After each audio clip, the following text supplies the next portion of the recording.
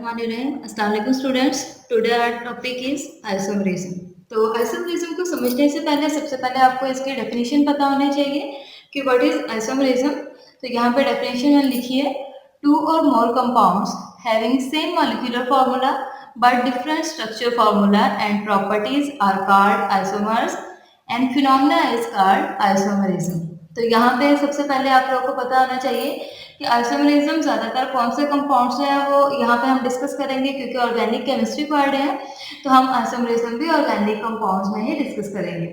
तो organic compounds क्या होते हैं, प्रीवियस लेक्चर में बता चुकी हूँ मैं आप लोगों को कि वो कंपाउंड्स जो हमारे पास किससे मिलकर बने होते हैं, कार्बन एंड हाइड्रोजन, और इनके जो डेरिवेटिव्स होते हैं इन्हें कहा जाता है ऑर्गेनिक कंपाउंड्स। और ऑर्गेनिक कंपाउंड्स में आइसोमरिज्म कैसे शो होता है, यहाँ पे दो तीन तरह की चीजें हम देखेंगे।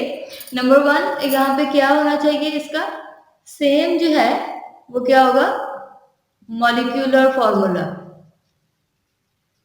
मॉलिक्यूलर फार्मूला का मतलब क्या होता है कि इसमें नंबर ऑफ एलिमेंट्स जो हैं कितने प्रेजेंट है और कौन कौन से प्रेजेंट है, इसे कहा जाएगा कि ये इसका मॉलिक्यूलर फार्मूला है। जैसे कि मैं यहाँ पे बात कर देती हूँ कि मेरे पास C5 है। अगर मैं अल्केन की बात करती हूँ तो इसमें हाइड्रोजन कितने होंगे,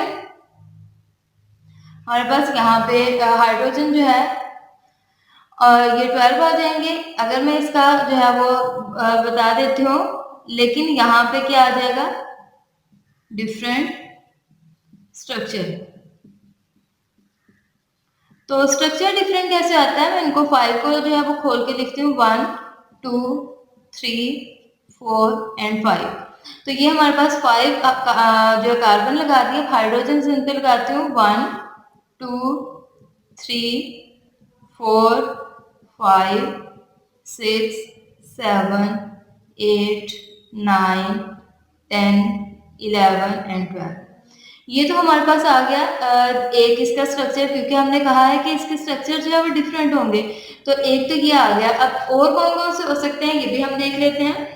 अगर मैं यहाँ पे, क्योंकि यहाँ पे आप देख सकते हो कि ये स्ट्रेट चेन जो है वो 5 कार्बन की बनी है। अगर मैं 4 कार्बन की स्ट्रेट चेन बना दूं और 5th वन जो है वो यहाँ पे लगा दूं, इधर भी 5 कार्बन थे, इधर भी, और यहाँ पे भी 5 कार्बन है, लेकिन यहाँ पे हमने 12 हाइड्रोजन जो है वो अटैच करने, 3 4 5 6 7 8 9 10 11 एंड 12।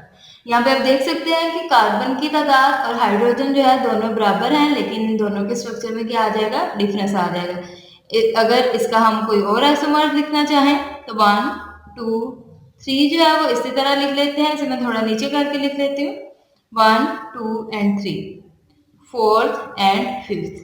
तो ये हम इस तरह भी लिख सकते हैं। अगर यहाँ पे 12 हाइड्रोजन पूरे करने हो तो आपको प्रीवियस लेक्चर में बता चुकी हूँ कि कार्बन की वैलेंसी 4 होती है, मतलब कि कार्बन मैक्सिमम 4 बॉन्ड बना सकता है।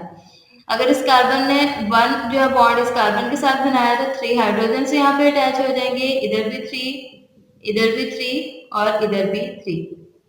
इसका मॉलिक्यूलर फार्मूला देखिए तो क्या बनता है, C5H12। ये भी हमारे पास C5H12 है, ये भी हमारे पास C5H12। इनका ये जो फार्मूला है इसे मॉलिक्यूलर फार्मूला कहा जाता है, और ये सबका मॉलिक्यूलर फार्मूला जो है वो सेम है, लेकिन इन सबका स्ट्रक्चर जो है वो डिफरेंट आ गया। तो इस वजह से हम कहेंगे ये एक दूसरे के आइसोमर्स हैं। इसी बेस पर इनके नेम जो है वो भी चेंज हो जाएंगे। इसे कहेंगे ये हमारे पास N पेंटेन है। N मीन नॉर्मल, मीन्स के स्ट्रेट चेन में है। इसे हम क्या कहेंगे, इसका नाम चेंज हो जाएगा, ये आ जाएगा आइसोपेंटेन। और इसी तरह ये हमारे पास आ जाएगा नियोपेंटेन।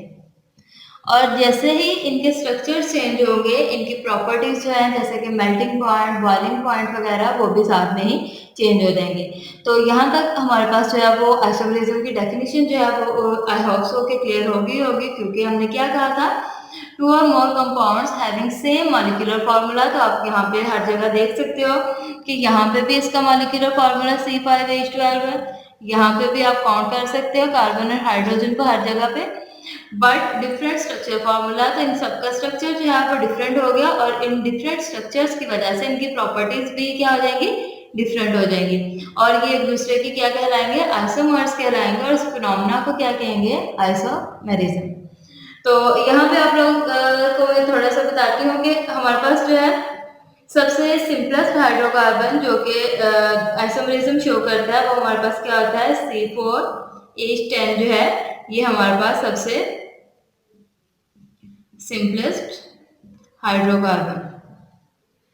और इसलिए कितने जो है आइसोमर शो करता है, ये मैक्सिमम जो है 2 आइसोमर्स जो है इसके होते हैं और जैसे जैसे नंबर ऑफ कार्बन इंक्रीज होते जाते हैं वैसे वैसे ही जो है वो इनके आइसोमर्स की तादाद जो है इंक्रीज होती जाती है। जैसे पेंटेन में आप देख सकते हो कि यहाँ पे 3 आइसोमर्स हैं और यहाँ पे इसी तरह इनकी जो है वो प्रॉपर्टीज जो है वो भी चेंज होती जाएंगी। लेकिन पेंटेन से जो कम वाले हैं जैसे कि हम कह देते हैं मीथेन है जिसमें 1 कार्बन होता है, इथेन है जिसमें 2 कार्बन होते हैं और प्रोपेन है जिसमें 3 कार्बन होते हैं, ये जो है हमारे पास आइसोमेरिज्म शो नहीं करते, डू नॉट शो आइसोमेरिज्म। ठीक है, क्योंकि इनके जो कार्बन होते हैं ये कम होते हैं इसलिए ये आइसोमेरिज्म शो नहीं करते, ये एक ही फॉर्म में प्रेजेंट होते हैं।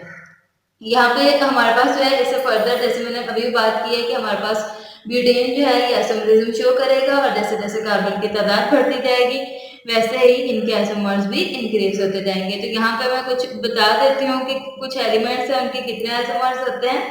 पेंटेन जो होता है इसमें कार्बन कितने होते हैं पहले मैं यहाँ पे बता देती हूँ, इसमें 5 कार्बन होते हैं और इसके आइसोमर्स आपने देखे कितने होते हैं, 3 आइसोमर्स होते हैं। इसी तरह अगर हम लोग देखते हैं कि जैसे कार्बन की तादाद बढ़ती चली जाती है इनके आइसोमर्स भी बढ़ते चले जाते हैं। जैसे कि अगर हमारे पास यहाँ पे 30 कार्बन प्रेजेंट है तो इसके आइसोमेरिज्म जो है ओवर 4 बिलियंस जो है वो आइसोमर्स इसके हो सकते हैं। तो ये हमारे पास जो है ये इसकी कुछ इंट्रोडक्शन था आइसोमेरिज्म का। ये आप लोगों ने एमसीक्यूज के लिए ये आपको आ सकते हैं कि किसके कितने आइसोमर्स होते हैं और इसकी डेफिनेशन जो है वो आपको शॉर्ट क्वेश्चन आ सकती है, लेकिन ये आप लोगों का बहुत अहम लॉन्ग क्वेश्चन भी है अगर हम इसकी टाइप्स भी साथ में करेंगे। तो यहाँ पे हम इसकी टाइप्स की बात करते हैं कि आइसोमेरिज्म की कौन कौन सी टाइप्स हैं और इन्हें किस बेस पे जो है वो क्लासिफाई किया गया है। तो बेसिकली आइसोमेरिज्म की जो है वो 2 टाइप्स हैं। नंबर 1 जो है इसे कहा जाता है geometrical isomerism and second one is structural isomerism.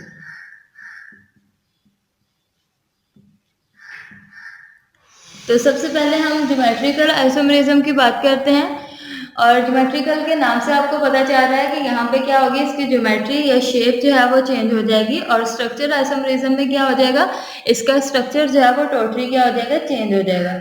तो सबसे पहले हम यहाँ पे डिस्कस करते हैं ज्योमेट्रिकल आइसोमेरिज्म को और जब हम ज्योमेट्रिकल आइसोमेरिज्म को डिस्कस करते हैं तो कुछ इसके लिए कंडीशंस भी हैं, उन्हें भी हम यहाँ पे देखते हैं कि ज्योमेट्रिकल आइसोमेरिज्म के लिए कौन कौन से कंडीशंस को फॉलो करना पड़ता है। तो यहाँ पे अगर मैं इसकी डेफिनेशन लिखूँ तो इसकी डेफिनेशन कुछ इस तरह होगी, the isomers having the same structure formula but different position of identical groups in space due to restricted rotation is called cis-trans isomers and phenomena is called cis trans isomerism. यहाँ पे कुछ terms हैं जिनका सबसे पहले आप लोगों को क्लियर होना चाहिए। नंबर 1 क्या है, इनका स्ट्रक्चर फार्मूला क्या होना चाहिए, सेम होना चाहिए। जैसे कि हमने यहाँ पे देखा कि स्ट्रक्चर फार्मूला जो है सेम है but different position of identical groups. तो यहाँ पे कंडीशन के आगे कार्बन के ऊपर आइडेंटिकल ग्रुप्स जो है वो ज़रूर प्रेजेंट होंगे, जैसे कि सारे के सारे ग्रुप्स जो है वो डिफरेंट नहीं होने चाहिए। तो यहाँ पे डिफरेंट फंक्शनल ग्रुप जो है वो आइडेंटिकल होने चाहिए in space due to restricted rotation. तो यहाँ पे एक और टर्म यूज होगी कि इनकी रोटेशन जो है वो रिस्ट्रिक्टेड होगी, मतलब कि रोटेशन जो है वो फ्रीली नहीं हो सकती। तो रिस्ट्रिक्टेड रोटेशन कब होगी, जबकि यहाँ पे क्या प्रेजेंट होगा, डबल बॉन्ड जो है वो प्रेजेंट होगा। तो ये इसकी कंडीशन है, इसकी 2 कंडीशंस है। नंबर 1 इसमें डबल बॉन्ड प्रेजेंट होना चाहिए जो कि यहाँ पे इस डेफिनेशन में क्लियर है। Number 2 carbon should have identical groups. तो ये 2 कंडीशंस हैं, जब ये दोनों कंडीशंस फॉलो हो जाएँगी, देन हमारे पास जो है वो सिस ट्रांस या ज्योमेट्रिकल आइसोमेरिज्म जो है वो उसका फिनोमेना जो है वो शो होगा। अब यहाँ पे देखते हैं कि हमारे पास ज्योमेट्रिकल आइसोमेरिज्म क्यों शो होता है, कि बाकी जो है वो डिफरेंट टाइप्स के जो आइसोमर्स है वो क्यों नहीं ये शो करता। क्योंकि जब भी हम देखते हैं कि कार्बन-कार्बन के दरमियान जो है वो डबल बॉन्ड आ गया, तो कार्बन-कार्बन के दरमियान डबल बॉन्ड की वजह से ये फ्रीली जो है वो कार्बन्स जो है वो मूव नहीं कर सकते। अगर मैं इनके ऊपर कोई फंक्शनल ग्रुप लगा देती हूँ, जैसे कि यहाँ पे फंक्शनल ग्रुप CH3 लगा दिया, इधर भी CH3 लगा दिया, पहली कंडीशन हमारे पास जो है वो पूरी होगी, शुड हैव आइडेंटिकल ग्रुप्स। तो आइडेंटिकल ग्रुप्स लगा दिए, यहाँ पे हाइड्रोजन से वैलेंसी पूरी कर देती हूँ। नंबर 2, इसमें डबल बॉन्ड भी है, डबल बॉन्ड की वजह से ये जो कार्बन है दोनों में से जो है वो फ्रीली मूव नहीं कर सकते हैं। तो फिर क्या करेंगे, कोई भी इनमें से एक कार्बन जो है वो इस तरह रोटेट हो जाएगा। तो कार्बन जो है वो रोटेट, सिर्फ एक कार्बन जो है वो एट अ टाइम जो है वो रोटेट होगा, और इस वजह से ये क्या करेंगे, जब ये कार्बन रोटेट होगा तो इसका जो सेकंड आइसोमर है वो किस फॉर्म में बनेगा, वो इस फॉर्म में आ जाएगा कार्बन, और कार्बन के दरमियान डबल बॉन्ड उसी तरह रहेगा, इसका जो है वो बिल्कुल उसी तरह।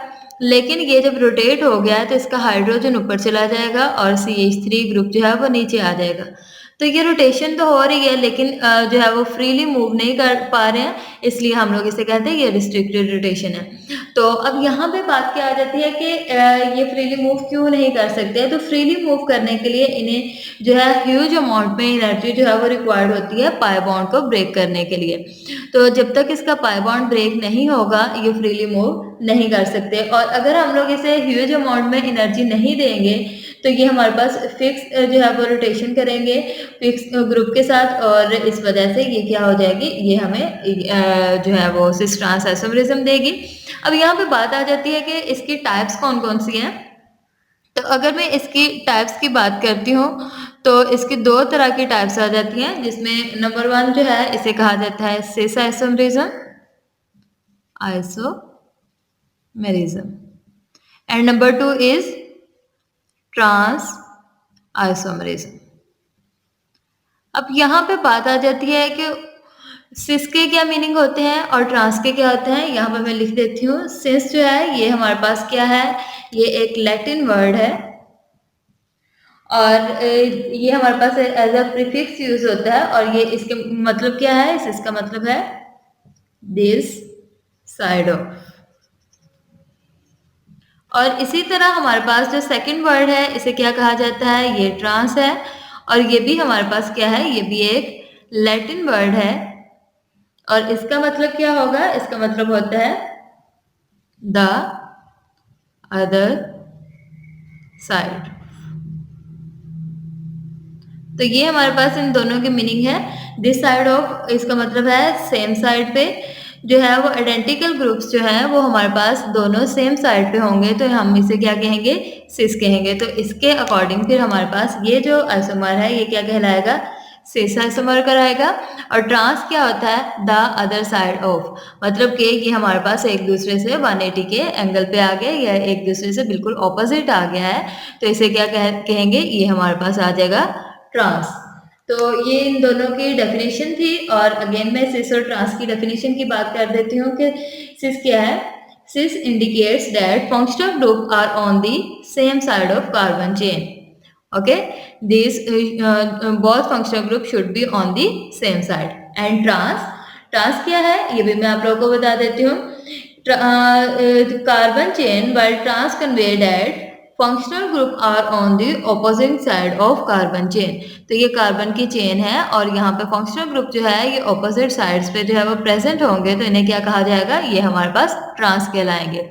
तो ये थोड़ी सी इनकी डेफिनेशन थी और इनके एग्जांपल्स थी। अगेन मैं बता देती हूँ, सिस में similar groups should be present on same side, but in trans similar groups should be present on opposite side। और इसकी दोनों कंडीशंस भी मैंने आप लोगों को बता देती हूँ कि क्या क्या होता है। डबल बॉन्ड की प्रेजेंस लाजमी है, कार्बन के साथ आइडेंटिकल ग्रुप्स जो है वो होने लाजमी है। एक तो हमने इसकी एग्जांपल कर ली, एक ये एग्जांपल किसकी थी, ये एग्जांपल थी हमारे पास 2 ब्यूटीन की। इसके अलावा और भी फंक्शनल ग्रुप्स जो हैं वो अटैच हो सकते हैं। अगर हम लोग इसमें हैलोजेंस जो है वो अटैच करना चाहें तो हैलोजेंस का जो है वो भी हम यहाँ पे कर सकते हैं। ये कार्बन के दरमियान डबल बॉन्ड, इस कार्बन पे क्लोरीन अटैच कर देती हूँ, इस पे ब्रोमीन, और इनकी वैलेंसी को शो करने के लिए यहाँ पे हाइड्रोजन और यहाँ पे मिथाइल ग्रुप। अब यहाँ पे आप लोगों को लग रहा होगा कि ये आइडेंटिकल ग्रुप्स तो बिल्कुल भी नहीं है, लेकिन ये क्योंकि क्लोरीन और ब्रोमीन जो है ये दोनों किस में आते हैं, ये हैलोजेंस में शामिल होते हैं, तो इसलिए हम इन्हें कहेंगे ये हमारे पास क्या है, आइडेंटिकल ग्रुप्स हैं। तो फिर आइडेंटिकल ग्रुप्स की रोटेशन की वजह से, क्योंकि हमारे पास जो है वो आइसोमरिज्म शो होता है, तो ये दोनों जो है आइडेंटिकल ग्रुप एक साइड पे है, तो इसे क्या कहेंगे, सिस। और अगर हम इसका ट्रांस लिखना चाहें तो इसका ट्रांस क्या आ जाएगा, क्लोरीन इधर ही रहेगा, CH3 भी इधर ही रहेगा, रोटेशन इस कार्बन पे हो रही है तो इसका हाइड्रोजन ऊपर चला जाएगा और ब्रोमीन कहाँ पे आ जाएगा, नीचे। तो इसे कहेंगे कि हमारे पास क्या आ जाएगा, ट्रांस आ जाएगा। और इसका नाम क्या है, 1 ब्रोमो 2 क्लोरोपेंटेन। तो ये हमारे पास आ जाएगा, इधर मैं लिख देती हूँ 1 ब्रोमो 2 क्लोरोप्रोपीन। तो ये इसकी 2 एग्जांपल्स थी, आप लोग को आई होप सो कि क्लियर हो गया होगा। फर्दर जो है इसकी सेकंड जो है स्ट्रक्चर आइसोमरिज्म को पढ़ने के लिए आप लोग हमारा नेक्स्ट लेक्चर जो है वो ज़रूर देखिएगा। Thank you.